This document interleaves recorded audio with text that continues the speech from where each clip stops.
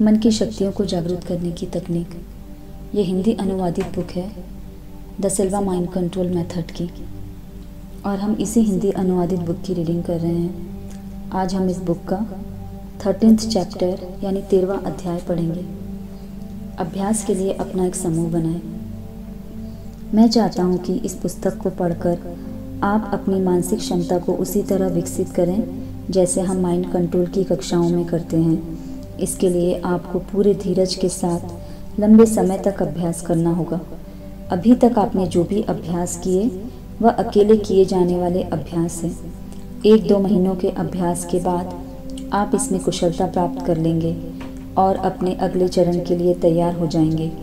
तब आपको सावधानी से नियंत्रित की हुई परिस्थितियों में दूसरों की मदद की ज़रूरत होगी। अब मैं बताता हूँ कि आपको क्या करना है। इस किताब में बताए गए सबसे पहले अभ्यास को पूरा करने से पहले ही कम से कम 6 लोगों का एक समूह बना लें जो आपके साथ अभ्यास करना पसंद करें। इस दौरान एक दूसरे के संपर्क में रहें और जब सभी ने सही मायनों में अभ्यास के लिए तैयारी कर ली हो तो नए केस पर काम शुरू करने के लिए आपस में मुलाकात करें। पहले सत्र के लिए अपने पास कम से कम एक पूरा दिन रखें। हर कोई अपने साथ कम से कम 4 फाइल कार्ड लेकर आए। हर फाइल कार्ड के एक ओर रोगी का नाम, आयु और संस्था के बारे में लिखा हो तथा दूसरी ओर उसकी बीमारी के बारे में लिखा हो। साथ ही उसके बारे में विस्तार से जानकारी भी दी गई हो ताकि जांच पड़ताल के समय यह जानकारी काम आएगी। अब कल्पना करके स्वयं को किसी धातु के भीतर देखें।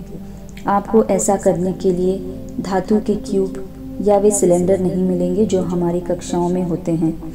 आप चांदी या तांबे के लिए पैसे के सिक्के का उपयोग कर सकते हैं। सोने के लिए अंगूठी और लोहे के लिए छोटे मोटे चुंबक का प्रयोग कर सकते हैं। आपको इन सभी वस्तुओं का सावधानी से निरीक्षण करना है। अब अपने स्तर पर जाएं और एक समय पर केवल एक ही वस्तु की कल्पना करें। उस वस्तु को अपनी आँखों के स्तर से ऊपर रखें और अपने सामने कई फीट की दूरी तक इसे देखें। कल्पना करें कि धीरे धीरे उस वस्तु का विस्तार हो रहा है और उसने पूरे कमरे की जगह को घेर लिया है, यानी वह वस्तु उस कमरे की आकार की जितनी बड़ी हो गई है। अब आप उस वस्तु में प्रवेश करके कई तरह के प्रयोग कर सकते हैं। अब यही अभ्यास फलों, सब्जियों और अपने पालतू जानवर के साथ भी करके देखें। जब आपके समूह के सभी लोगों को एक से दूसरी वस्तु की जांच में सूक्ष्म परिवर्तन दिखने लगे तो आप इस प्रयोग को सफल मान सकते हैं। यह ज़रूरी नहीं कि हर प्रयोग के नतीजे स्पष्ट और विस्तृत ही हो। एक वस्तु का अनुभव दूसरे वस्तु से मिले अनुभव से पूरी तरह से अलग होगा। हो सकता है कि इस प्रयोग में आपका निरीक्षण आपके अन्य साथियों के निरीक्षण से अलग हो। खैर, आपकी खोज ज़्यादा मायने रखती है क्योंकि वही आपके लिए संदर्भ बिंदु बन जाती है। मैं अब तक ऐसा कोई तरीका विकसित नहीं कर पाया हूँ जिसकी मदद से आप किताब में यह सब पढ़कर ही अपने सलाहकारों का आह्वान कर सकें। अगर आप किसी तरह ऐसा करने में सक्षम हो सकते हैं तो ठीक है, लेकिन इसके बिना भी आपका काम चल सकता है। बस इसमें आपकी प्रगति थोड़ी धीमी होगी। किसी केस पर काम करने के लिए वैसी ही जोड़ियां तैयार करें जैसे हम माइंड कंट्रोल कक्षा में करते हैं। अध्याय 12 में अपनी केस को साइकिक ऑपरेटर के सामने प्रस्तुत करते समय ओरिएंटोलॉजिस्ट जो शब्द बोलता है ठीक वैसे ही शब्द हम अपनी माइंड कंट्रोल की कक्षा में बोलते हैं। मैं चाहूँगा कि आप अपने अभ्यास में भी इन्हीं शब्दों का प्रयोग करें। जैसा कि मैंने पहले ही आपसे कहा था कि इन सभी बातों का प्रयोग सावधानी से नियंत्रित की हुई परिस्थितियों में ही करें। मेरा कहने का तात्पर्य है, नंबर 1, कोई ऐसा स्थान चुनें जहाँ कोई आपके अभ्यास में बाधा न डाले। नंबर 2, यह ध्यान रखें कि आपके समूह के हर सदस्य ने किताब में दिए गए सारे अभ्यासों को सही तरीके से क्रम पूरा किया हो और उसमें वे सफल भी हुए हों। नंबर 3, यह पहले से ही तय हो जाना चाहिए कि अभ्यास करते समय समूह का हर सदस्य अपने अहंकार को परे रखेगा। अगर आपके समूह का कोई एक सदस्य अन्य सदस्यों की तुलना में पहले प्रयास में ही बेहतर नतीजे ले आता है तो इसका मतलब ऐसा नहीं है कि वह सबसे खास है।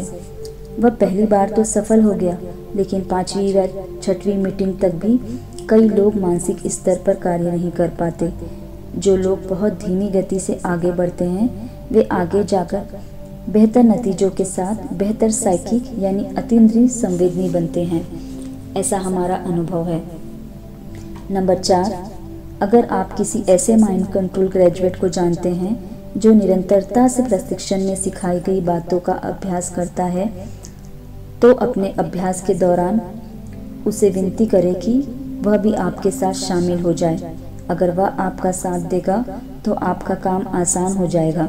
यदि वह माइंड कंट्रोल का ग्रेजुएट सिखाई गई कुछ बातों को भूल गया है तो इस किताब को एक बार पढ़कर वह अपने सारे अभ्यास को दोहरा सकता है या निःशुल्क माइंड कंट्रोल कक्षा में भाग लेकर भी अपने सारे पाठ दोहरा सकता है। नंबर 5, जब आप साइकिक ऑपरेटर हैं तो अपने मन की सारी शंकाओं को परे रखकर इस अभियान में संपूर्ण रूप से शामिल हो जाएं। अपने मन की सुने पर उसकी बातों में मग्न होकर अपना उद्देश्य न भूलें। कल्पना करें लेकिन अपने निरीक्षण पर तर्क करने की कोशिश न करें। अरे ये नहीं हो सकता, इस प्रकार की शंका अपने मन में न लाएं। अभ्यास के दौरान आगे क्या नया सामने आता है इसकी प्रतीक्षा करें। आमतौर पर किसी भी मसले पर आपके अंदर उठने वाला पहला विचार ही दूसरे विचार से ज़्यादा सही होता है।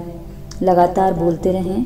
शरीर पर ऊपर से नीचे तक गौर करें और जो आपने देखा उसका वर्णन करें। नंबर 6, जब आप ओरिएंटोलॉजिस्ट हो तो अपने साइकिक ऑपरेटर को कभी किसी भी बात का संकेत न दें। आपका साइकिक ऑपरेटर सफल हो ऐसा सोचना गलत नहीं है, लेकिन उसे कोई स्पष्ट संकेत या सूचना देना उचित नहीं। जैसे अपनी छाती की ओर गौर से देखो और यकीन करो वहाँ कुछ भी गलत नहीं है। इस प्रकार की कोई भी सूचना अपने साइकिक ऑपरेटर को न दें। साइकिक ऑपरेटर से ये भी न कहें कि वह गलत है।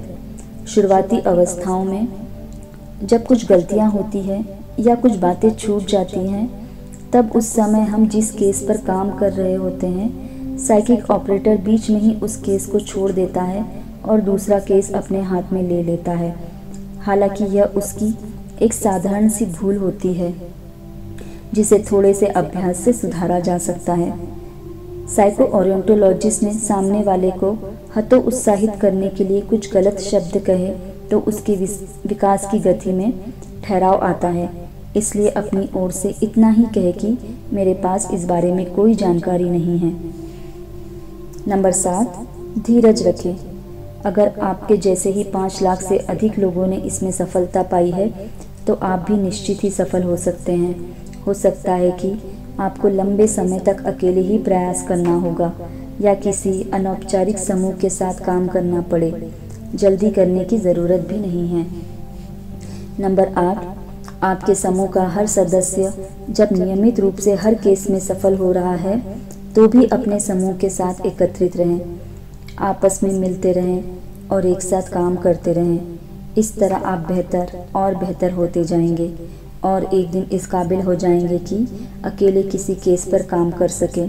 फिर एक दिन आएगा जब आप गंभीर रोगों के शक्तिशाली परिणामों के अलावा रोज़मर्रा के जीवन के सूक्ष्म संदेशों के लिए भी संवेदनशील बन जाएंगे। नंबर 9, नए केस के तौर पर सामने उपस्थित किसी भी इंसान को यूं ही न चुने। दूर रहने वाला किसी इंसान पर काम करना और सामने उपस्थित इंसान पर काम करना, इन दोनों को कानून अलग दृष्टिकोण से देखता है। हमारे सामने उपस्थित इंसान पर किए जाने वाला उपचार या केस वर्क को रोग का निदान करना बताया गया है, जो लाइसेंस धारक डॉक्टर और स्वास्थ्य कर्मियों द्वारा ही होता है। लेकिन दूर रहने वाले इंसान पर उपचार या केस वर्क करना वैद्यकीय रोग निदान नहीं कहलाता। ऐसे केस में साइकिक यानी अतीन्द्रिय संवेदी शक्तियों के सहारे रोग का निदान किया जाता है। इस प्रकार के उपचार के लिए कोई कानूनी मनाही नहीं है। नंबर 10, अगर आपको अपने केस के मरीज में कोई असामान्य बात दिखे तो उसे इस बारे में बताने की जल्दबाजी न करें। यह आपका नहीं, डॉक्टर का काम है। आपको तो अपनी साइकिक योग्यताओं को बढ़ाना है ताकि आप कानून के दायरे में रहकर उस मरीज की शारीरिक मदद कर सकें। आपने उसके अंदर जिस भी समस्या की पहचान की उसमें मानसिक तौर पर सुधार कर सके। आपने उसे मानसिक स्तर पर जाना है, इसलिए आपको उसका निदान भी मानसिक स्तर पर ही करना होगा। मैंने इस अध्याय की शुरुआत में ही आपको यह चेतावनी दी थी कि किसी भी शुरुआती सफलता से उत्साहित होकर स्वयं को बेहतर मानने की गलती ना करें। मैं आपको अपना एक अनुभव बताता हूँ। यह 1967 की बात है। मेरे शुरुआती दिनों की प्रशिक्षण कक्षा में मेरा एक छात्र था जिसका नाम जिम निमहैड था। वह पेशे से फ्लाइटर इंस्ट्रक्टर था। वह कोर्स के आखिरी दिन तक सब कुछ ठीक से करने की कोशिश करता रहा, लेकिन कोर्स के आखिरी दिन पर अपनी हर केस में उससे गलतियां हो रही थी। 32 लोगों की उस कक्षा में सबसे खराब प्रदर्शन उसी का था। जिम देख रहा था कि कक्षा में उसके अन्य साथी कैसे उसे पीछे छोड़कर आगे बढ़ रहे हैं। अगर बाकी सब ऐसा कर सकते हैं तो मैं भी कर सकता हूँ। यह सोचकर उसने अपने लिए एक नई योजना बनाई। वह घर पर अपनी पत्नी के साथ अभ्यास करने लगा, जो स्वयं उसके साथ इस कोर्स का हिस्सा थी। वह दुर्घटनाग्रस्त लोगों की कतरनें अखबारों से काटती और जिम को दिखाती। वह हर रात जिम अपने लेवल पर जाकर उस दुर्घटनाग्रस्त लोगों पर काम करने की कोशिश करता। उसकी पत्नी उसे उन लोगों का नाम, उम्र, पता और लिंग की जानकारी देती और वह उसकी चोटों के बारे में विस्तार से बताता। इसके अलावा जिम की पत्नी उसे येलो पेजेस से लोगों के नाम बताती और वह उसके पेशों का अंदाज़ा लगाने की कोशिश करता। 6 महीने तक कई असफल प्रयोग करने के बाद अचानक एक नया बदलाव आया और उसने अपना पहला सफल प्रयोग किया। इसके बाद उसे एक के बाद एक हर केस में सफलता मिलती चली गई। अब वह मेरे साथ काम करता है और लॉरेडो में माइंड कंट्रोल निर्देशकों के प्रशिक्षण की जिम्मेदारी संभाल रहा है। वह हमारे भरोसेमंद साइकिक ऑपरेटर में से एक है। दरअसल अब वह अपने लेवल तक जाए बिना भी मानसिक स्तर पर रहते हुए ही अपना काम कर सकता है। यह उसके लिए रोज़मर्रा की बात हो गई है। एक शाम वह अपनी बीटा अवस्था में या बाह्य जागृति में रहकर कक्षा में छात्रों की मदद कर रहा था, जिसमें छात्र सलाहकारों का आह्वान करने वाला अभ्यास कर रहे थे। अचानक उसे सुनहरा चोंगा पहना हुआ एक लंबा काला आदमी दिखाई दिया। उस आदमी ने रत्नों से जड़ा चौड़ा कड़ा पहन रखा था। कक्षा में वह आदमी एक महिला छात्र की ओर बढ़ रहा था, लेकिन उसने उस आदमी को नज़रअंदाज कर दिया। फिर वह दूसरे छात्र की ओर बढ़ा और अपने आभा मंडल में लौट गया। जब अभ्यास पूरा हुआ तो पहले छात्र ने रिपोर्ट दी कि उसे केवल एक सलाहकार मिला। हालांकि उसके सामने 2 सलाहकार आए थे और उनमें से एक था वह डरावना पुरुष जिसका नाम ओथेलो था।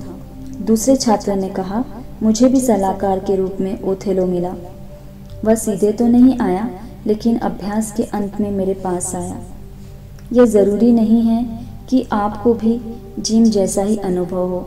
अगर आपको सफलता मिलने में समय लग रहा है तो इसका मतलब यह नहीं है कि आपके पास कोई साइकिक उपहार नहीं है। बस अंतर इतना है कि सफलता आपके पास आने में थोड़ा समय ले रही है।